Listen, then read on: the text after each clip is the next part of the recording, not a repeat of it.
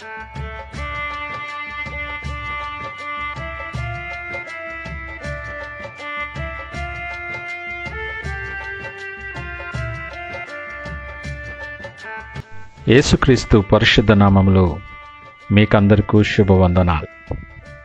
ఈ పరిశుద్ధ వారములో మరి ఒక నూతన దినాన్ని చూడటానికి దేవుడు ఆయన కృప మన మీద విస్తరింపచేశాడు. నిన్నటి దినాన్ని అంజురపు చెట్టు శపించబడట, దేవాలయ శుద్ధీకరణ ధ్యానము చేశాం. ఈ దినం యేసు అధికారమును ప్రశ్నించబడట అనే అంశాన్ని ధ్యానము చేద్దాం. ధ్యానము కొరకు మత్తయి సువార్త 21వ అధ్యాయం 23వ వచనాన్ని చదువుకుందాం. ఆయన దేవాలయములోనికి వచ్చి బోధించుచుండగా ప్రధాన యాజకులను ప్రజల పెద్దలను ఆయన యొద్దకు వచ్చి, ఏ అధికారము వలన నీవు ఈ కార్యములు చేయుచున్నావు? ఈ అధికారం ఎవడు నీకిచ్చనని అడుగగా. ఈ మాటను మనం అర్థం చేసుకోవటానికి ప్రయత్నం చేద్దాం. అక్కడున్న పరిస్థితిని ఒకసారి మనం ఊహించుకుందాం. దేవుని కుమారుడు వాక్యం శరీరధారిగా ఈ లోకానికి వాక్యమై వచ్చినటువంటి దేవుడు, నిర్మించబడినటువంటి ఏర్పాటు చేయబడినటువంటి ఆ దేవాలయంలో నిలుచుండగా ఆయన చుట్టూ అనేక మంది ప్రజలు ఉన్న నేపథ్యంలో వారందరికీ ధర్మశాస్త్రము తెలిసిన వారే, కానీ దేవుని సమీపముగా హృదయాల్లోండి ఎరిగిన వారు కారు. ఆయనను చూస్తూ, ఏ అధికారము చేత నీవి కార్యములు చేస్తున్నావు అని ప్రశ్నించారట. ఈ మాటను విశ్లేషణ చేస్తే ఒకసారి కొన్ని సత్యాలు మనలను ఆశ్చర్యపడేలా చేస్తాయి. సృష్టికర్త తాను చేసిన సృష్టి చేత ప్రశ్నించబడుతూ ఉన్నాడు. సత్యము నిత్యమైనటువంటి వాక్యం ఈ లోక సంబంధమైనటువంటి ఈ గొంతుల చేత, మాటల చేత ప్రశ్నించబడుతూ ఉంది. సర్వాధికారము కలిగిన రాజులకు రాజు అయినటువంటి ఆయనను ఈ లోక సంబంధమైనటువంటి యాజకులు ప్రశ్న వేస్తూ ఉన్నారు. ఎంత ఆశ్చర్యమో కదా! సృష్టికర్త అయ్యుండి నిత్యమైన వాక్యమైనటువంటి యేసయ్య, రాజులకు రాజు అయినటువంటి వ్యక్తి ఈ లోక సంబంధమైనటువంటి అధికారుల చేత, తాను మాట మాత్రము చేత సృష్టించిన సృష్టి చేత ప్రశ్నింపబడుతూ ఉన్నాడు. అందరి మధ్య ఆలయములో ప్రశ్నించబడినప్పటికీ ఈ ప్రశ్నలు యేసయ్యను ఏమాత్రము కదల్చలేకపోయాయి. గడిచిన దినములో మనము ధ్యానము చేసినట్లు ఈ మాటలు మేము ఎన్ని సంవత్సరాలు ధ్యానము చేసినా ఇవి మార్పు లేనటువంటివే. ప్రధాన యాజకులు ప్రజల పెద్దలు, ఏ అధికారము చేత నీవు చేయుచున్నావని యేసయ్యను ప్రశ్నించారు. ఈ మాట మనకు ఏమి నేర్పిస్తుందో, ఇదేనన్నా మనకి ఏమి నేర్చుకోవాలని, నువ్వు ఏమి గ్రహించాలని దేవుడు నీతో మాట్లాడుతున్నాడు, అది చాలా ప్రాముఖ్యమైనది. మొదటిది గమనించినట్లయితే, ఈ లోకము ఎప్పుడూ కూడా దైవికమైనటువంటి అధికారానికి వ్యతిరేకే. దైవికమైన అధికారాన్ని ఈ లోకము ఎప్పుడూ ప్రశ్నిస్తూనే ఉంటుంది. యేసు నిన్న దినాన్ని ధ్యానము చేశాం.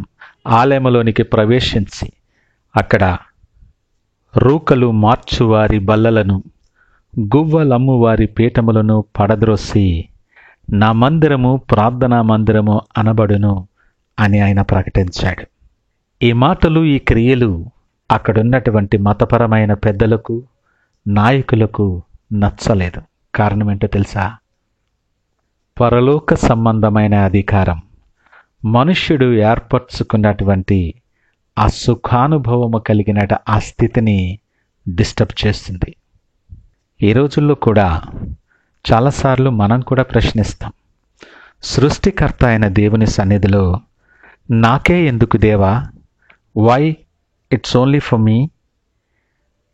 దీనికన్నా మంచిది ఏది నా జీవితంలో రాదా? ఇలా మన పరిస్థితుల ప్రభావం చేత లోబడిన వారమై ఆయనను ప్రశ్నించే వారమిగా ఉంటాం. వాస్తవానికి ఆయన చేతి పనులైనటువంటి మనము ఆయననే తిరిగి ప్రశ్నించుట భావ్యమా? దేవుని ప్రశ్నిస్తాం, ఆయన కార్యాలను ప్రశ్నిస్తాం, ఆయన సేవకులను ప్రశ్నిస్తాం. జాగ్రత్తగా విశ్లేషణ చేస్తే ప్రశ్నించే అధికారం నీకెవరిచ్చారో? నీవు దేవుని పిలుపు చొప్పున పిలువబడి ఆయన విశ్వాసములోను నడుస్తూ ఆయన ఆజ్ఞానుక్రమముగా ఆయన సిద్ధపరిచిన మార్గాల్లోనూ నడుస్తూ ఉన్నప్పుడు ఆయన సిద్ధపరిచిన కార్యము చేయటానికి నరమాత్రుని పర్మిషన్ అవసరం లేదు. రెండవ మాట ఏమనగా, దైవికమైన అధికారం లోక సంబంధమైన గుర్తింపు మీద ఆధారపడి ఉండదు.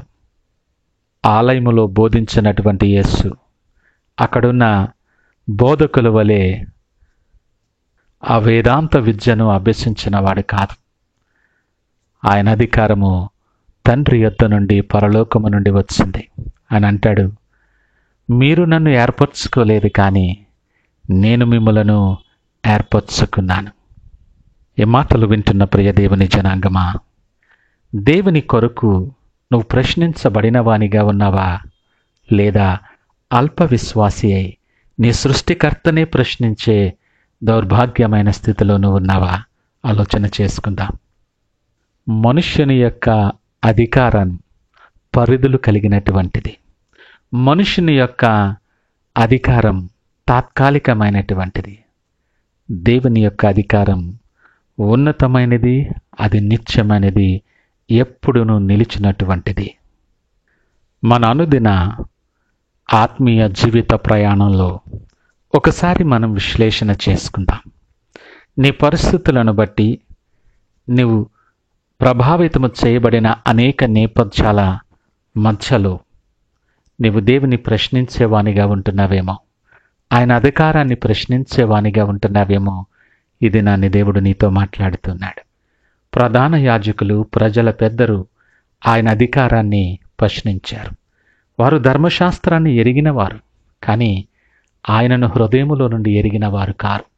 కానీ ఈ దినం ఈ మాట మనకి ఏమి నేర్పించాలని మాట ద్వారా దేవుడు ఇష్టపడుతున్నాడు అనగా, నువ్వు దేవుని ప్రశ్నించేవానిగా ఉంటే, నువ్వు దేవుని ప్రశ్నించటానికి సిద్ధపడుతూ ఉంటే దాని అర్థమేమనగా, we don't understand his methods. ఆయన ప్రణాళికలు, ఆయన అడుగులు, ఆయన మార్గాలు నువ్వింకా ఎరగిన వానిగా ఉన్నావేమో.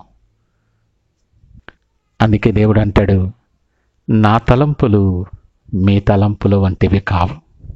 మానవ బలహీనతల చేత చాలాసార్లు మన ప్రార్థనలకు జవాబు ఆలస్యమైనప్పుడు, మన ప్రణాళికలు అవి ఫలించనప్పుడు, ఇరుకులు ఇబ్బందులు కలిగినప్పుడు దేవుణ్ణి అడుగుతాం, దేవా నువ్వున్నావా, నన్ను చూస్తున్నావా అని. కాదంటారా? దేవుని ఉద్దేశాలు మన ఎడల సమాధానకరమైనవే కానీ హానికరమైనవి కాదు. రెండవదిగా, ఆయనను అధికారాన్ని మనం ప్రశ్నించే వారముగా ఉన్నప్పుడు దాని అర్థమేమనగా, మన మీద మనకే నమ్మకం, మన ప్రణాళికల మీద, మన మార్గాల మీద మనకే నమ్మకం. ప్రభువా, నా మార్గాలు మీద నాకెంతో నమ్మకం. నువ్వు సిద్ధపరిచిన మార్గాల కంటే, నువ్వు ఏర్పాటు చేసిన మార్గాల కంటే నా ఆలోచనలు ఎంతో మిన్నాని నువ్వు తెలియచేయటం, దేవుని ప్రశ్నించటం. మూడవదిగా, చాలాసార్లు ఆయన వాక్యాన్ని మన అనుకూలతను బట్టి, మనకు అవసరాన్ని బట్టి మనం దాన్ని వక్రీకరించుకుని సమర్థించుకుంటాం. మనకిష్టమైన వాక్యాలు మనకిష్టమైన రీతిలో మరల్చుకుంటే దాని అర్థం ఏంటి తెలుసా? నా మార్గాలు నీకన్నా నాకే బాగా తెలుసు అని దేవునికి చెప్తున్నట్లే. కానీ దేవుడు ఏమంటున్నాడో తెలుసా? If you love me keep my commandments. నీవు నన్ను ప్రేమిస్తున్న ఎడల నా ఆజ్ఞలను నీవు గైకొనమని దేవుడు మాట్లాడుతూ ఉన్నాడు. నాలుగవదిగా, ఆయన అధికారాన్ని మనం ప్రశ్నిస్తూ ఉన్నప్పుడు మనం కేవలం కంప్లైంట్ చేసేవారముగా ఉంటాం, ఆరాధన చేసేవారముగా ఉంటాం. యోబు మాటలు జ్ఞాపకము చేసుకుందాం. ఆయన ఏ పరిస్థితుల్లో ఉన్నప్పటికీ నేను ఆయన మీద నమ్మిక ఉంచుతానని యోబు మాట్లాడుతూ ఉంటాడు. నీ పరిస్థితిని బట్టి ఆయన మీద విశ్వాసం, నీ పరిస్థితిని బట్టి ఆయన మీద భక్తి, నువ్వు ఎదుర్కొంటున్న నేపథ్యాన్ని బట్టి నీ ఆత్మీయ జీవితం మారిపోయే స్థితిలో ఉండకూడదు. 5వదిగా ఆయన అధికారాన్ని ప్రశ్నించటానికి, ఆయన ఎడల భయభక్తులు లేని జీవితాలు మనము జీవించుతూ ఉన్నప్పుడు, ఆయనే ఆల్ఫయు ఆయనే ఒమేగయు అని లేఖనం ఉంటున్నప్పుడు, ఆయనే మొదటివాడును కడపటివాడును ఆయన అసత్యాన్ని గ్రహించలేక, ఆయన ఎడల భయభక్తులు లేక విచ్చలవిడితనముతో ఆయన అధికారాన్ని మనం అంగీకరించలేకపోతున్నామేమో ఒకసారి విశ్లేషణ చేసుకుందాం. ఒకవేళ నువ్వు ఆ నేపథ్యంలో ఉన్న దేవుడి దినం, ఈ ప్యాషన్ వీక్లో నూతన దినములో నీతో మాట్లాడుతూ ఉన్నాడు. దేవుని యొక్క సమయాన్ని, దేవుని యొక్క మార్గాలను, దేవుని యొక్క వాక్యాన్ని నువ్వు ప్రశ్నించేవారిగా ఉంటే, ఇలా ప్రశ్నించేవారు చాలామంది ఉంటారు. ఆ గుంపులో నువ్వు నిలబడకుండా నువ్వు గుంపులోండి బయటికి రావాలి. విశ్వాసములో సందేహము లేని స్థిరమైన విశ్వాసములో ఆయనని ఆరాధిస్తూ ఆయన దగ్గరికి నువ్వు సాగిపోవాలి. ఆఖరిగా ఒక మాట, మనము మంటివారమని మనము జ్ఞాపకము చేసుకుందాం. ఆయన కుమ్మరి అయి ఉన్నాడు, మనము మంటివారముగా ఉన్నాం. ఇప్పుడు కనబడి అంతలో మాయమైపోయే నీటి బొడుగున పోలిన జీవితాలు. ఈ ప్రత్యేక సమయంలో ఆయన మాట్లాడిన మాటల ద్వారా నీకు తెలియక అవిశ్వాసముతో ఆయన అధికారాన్ని ప్రశ్నించే ఆ స్థాయిలో, ఆ మార్గంలో నడుస్తూ ఉన్నట్లయితే ఇది అనుకూలమైన సమయం. నువ్వు త్రిప్పబడాలని, నువ్వు మార్చబడాలని, రూపాంతరపరచబడటానికి సమయం నీకు దేవుడిస్తున్నాడు. ఆయన వైపు చూస్తూ తల వంచి ప్రార్థనలో ఏకీభవిద్దామా? ప్రార్థించుకుందాం. పరిశుద్ధుడు, ప్రేమ నమ్మకమైన మా యేసయ్య, స్తోత్రాలు, వందనాలు. ఈ దినము నీ వాక్యము ద్వారా మాతో మీరు మాట్లాడారు. ప్రధాన యాజకులు, ప్రజల పెద్దలు మీ అధికారాన్ని ప్రశ్నించారు. తెలియని తనముతో, అవిశ్వాసముతో మేము కూడా అనేక సార్లు మిమ్మల్ని ప్రశ్నించే రీతిలో ఉన్నామేమో. అయ్యా, నీ సమయాన్ని, నీ వాక్యాన్ని, నీ మార్గాలను కూడా మేము ప్రశ్నిస్తూ ఉన్నామేమో. మమ్మల్ని క్షమించండి. ఆ ప్రశ్నించే గుంపులో మేము ఉండాలని ఇష్టపడట్లేదు ప్రభా. ఇదిగో సడలని విశ్వాసముతో నీ వైపు చూస్తూ నీకిష్టులైన బిడలగా మార్చబడాలని నీ సన్నిధిలో ప్రార్థన చేస్తున్నాం. మమ్మల్ని క్షమించి మీరు సిద్ధపరిచిన ప్రతి దీవెన మా మీద కృంభరించి మీరే మహిమ ఘనత ప్రభావాలు పొందుకోమని యేసు పరిశుద్ధ నామమున అడిగి వేడుకొనిచున్నాము తండ్రి. ఆమేన్. God bless you.